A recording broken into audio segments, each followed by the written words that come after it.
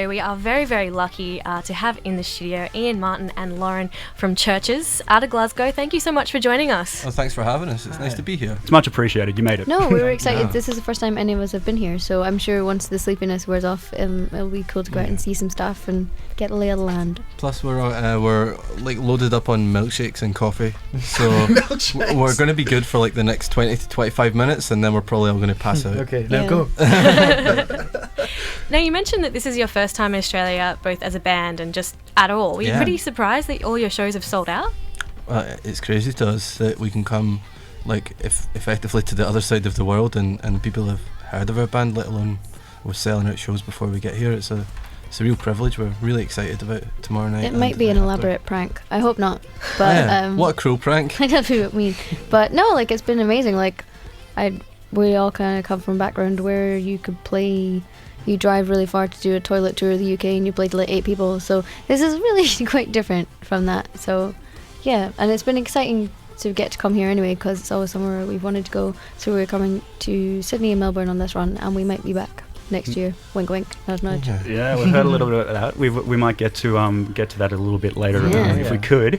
But obviously, I mean, it's no secret you guys have really exploded very quickly, you know, and there's been a lot of media hype around that. Can you take us back to the beginning? How did Chvrches all begin? You know, how did you guys meet each other, and how did it start? Well, I guess it's an interesting one. Ian and I have known each other for about 10 years and have been firm friends for a long time and worked in various different musical capacities, some production stuff, and I played session in Ian's old band for like a year before going on, and we each went our separate ways, did a bunch of other stuff. And I guess in November 2011 we started throwing some ideas around in the studio, and we'd always talked about it but never got around to it. And I heard about Lauren through Ian, who those two were working together at the time, and was blown away by her voice.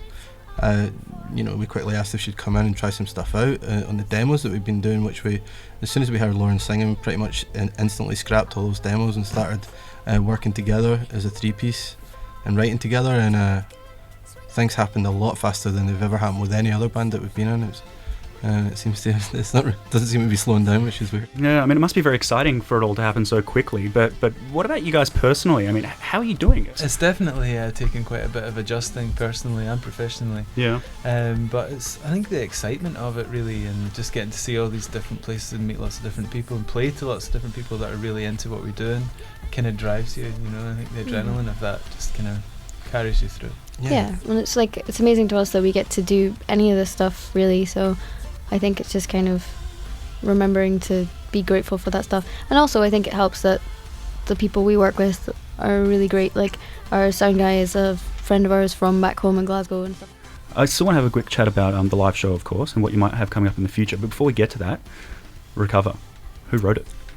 Well, we did. Stevie Wonder wrote it.